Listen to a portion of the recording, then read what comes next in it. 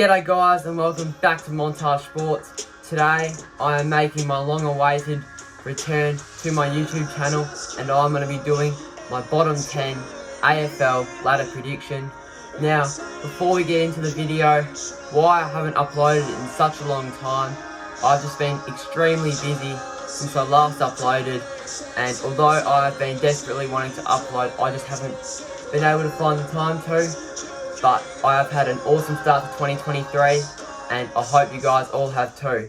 So starting off with the Wooden Spooners for the 2023 AFL season, this could not have been an easy decision, so that is why I'm going to go with the Hawthorn Football Club to finish in 18th spot. A loss of 1,000 games of experience. They lost their skipper in Ben McAvoy last year to retirement. They lost Liam Shields. They lost Jago O'Meara and Tom Mitchell in the trade period to Fremantle and Collingwood respectively. They're going through a rebuild and Sam Mitchell, their coach, is the man to lead them through that rebuild. Cam McKenzie, their first pick in the draft, who was the number 7 pick overall. I can see this man bringing bright things to the football club. He's going to become an absolute champion for the Hawks. But as I said before, there is absolutely nothing expected from the Hawks this year, and that is why I have them in 18th spot. Moving on to the GWS Giants in 17th spot.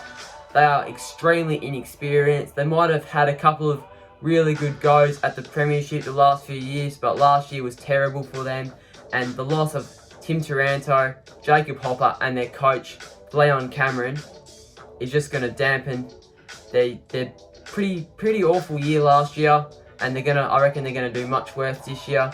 Although they have a good new coach in Adam Kingsley, and they had the number 1 pick in Aaron Cadman, which is going to be another disappointing year for the GWS Giants, and that is why I have them in 17th spot. In 16th spot, some people in the AFL world will be a little bit confused and angry about this decision, but I'm going to go with the Essendon Footy Club to finish in 16th spot.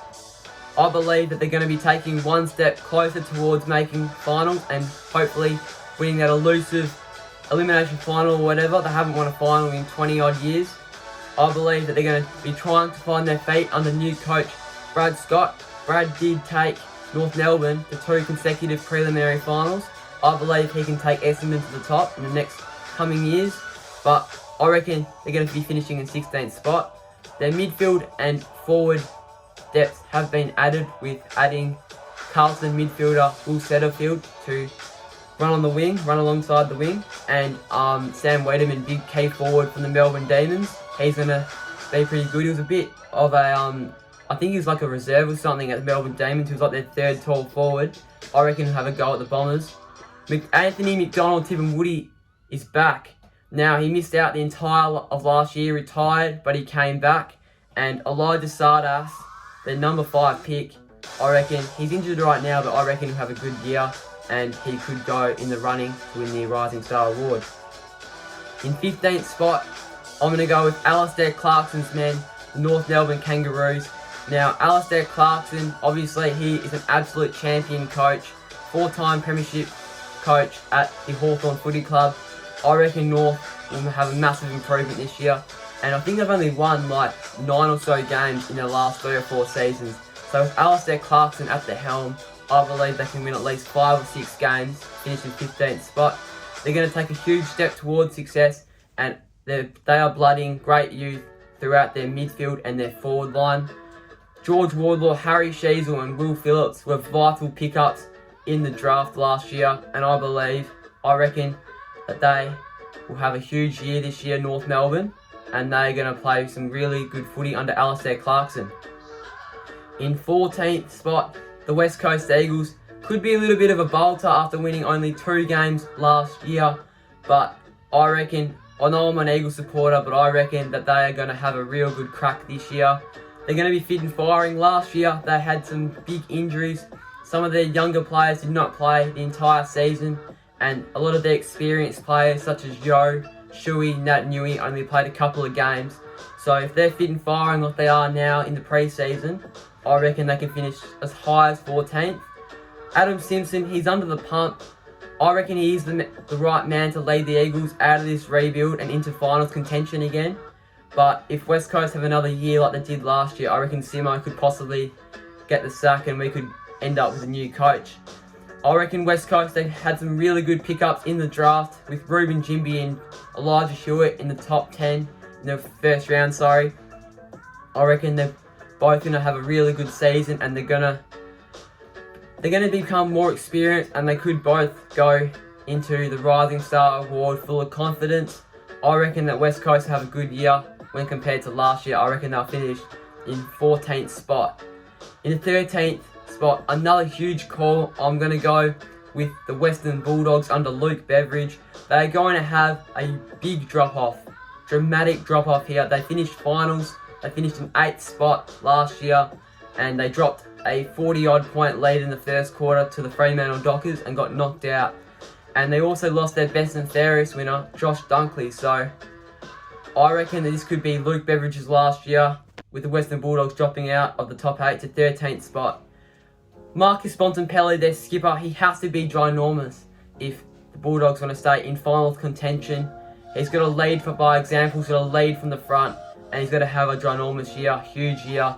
Hopefully he can win the Brownlow if the Bulldogs want to stay in finals contention. And also, their first pick in the draft, Jed Buslinger, although I think he might be injured at the moment, just like Elijah Sardas from the Essendon Bombers, I reckon that he'll have a good year when he comes back, as the Western Bulldogs don't have many key defenders in their stocks right now.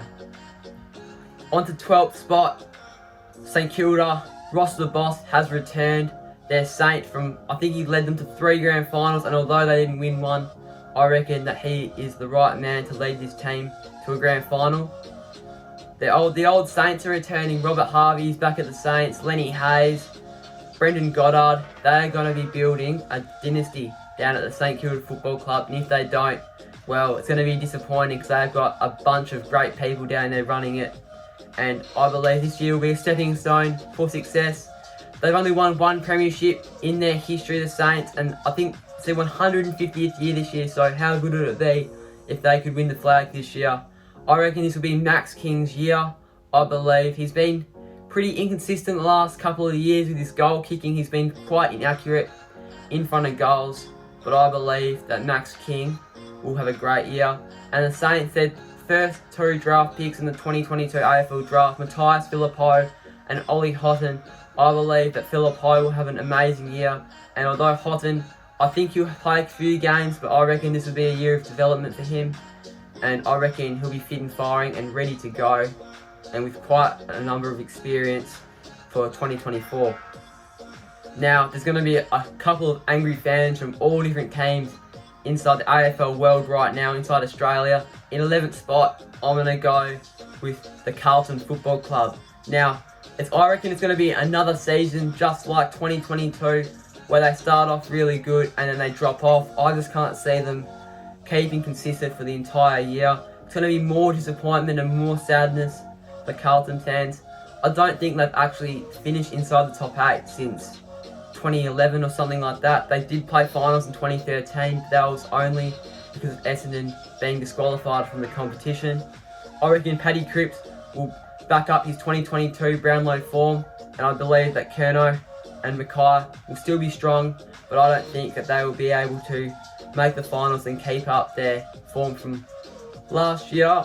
Ollie Hollands, the Blues' first pick in the draft. I reckon the Blues have got a good side. I can't really see him fitting into that side right now, but I can see him playing a few games and getting some experience there. On to the Gold Coast Suns in 10th spot. I reckon the Suns will miss finals once again, which is quite sad. I think it's their 12th or 13th year in the competition, and I believe it's going to be a mid-average year. Anderson and Rao, I reckon, will grow. Noah Anderson had a breakout season last year, and I reckon he'll break out even further in 2023. And Matt Rao has been a bit quiet since his first couple of games when he was best on ground in all 3 of his first games. I reckon he'll have a great year this year. Ben King, after rupturing his ACL in 2022, he'll come back. I reckon he'll start off pretty slowly, but I believe that he will come back and he will build and he will build and he will build. And by the end of the season, he will be a very good forward and one of the powerhouse key forwards in the competition. And their first draft pick I think it was pick 6, Bailey Humphrey from Oakley Chargers, I reckon that he will have a great season in the Gold Coast midfield, and on the half-forward flank, I reckon that he will be quite strong and have a great season. In ninth spot, a bit of a bolter, we've got the Adelaide Crows, led by new skipper Jordan Dawson and coach Matthew Nicks. They are on a brink of a finals berth, and I reckon this will be another great year, or not another great year, but a good year for the Adelaide Crows. Their senior leaders have to lead, and their youth will have to develop if they want to be able to have a finals berth in 2024, or even this year. They can make the finals this year. I reckon they'll finish in ninth spot, and Matthew Nicks will become a better coach, will become more experienced rather than the last couple of years when he hasn't been too experienced. I reckon Max McElhaney, their first father-son pick, will get some games, and I reckon he will have quite an impact on this young Adelaide Crows lineup. Adelaide Crows, ninth spot, will be a great year for them, and I reckon that in 2024 and beyond will be a couple of really good years for them. So, a couple of huge calls in this video. I will be making a top 8 predictions video in the coming days to weeks before the round 1 AFL season, so make sure to look out for that. And thanks for watching. Remember to like and subscribe. Hope you enjoyed my video, and I'll see you in the next one.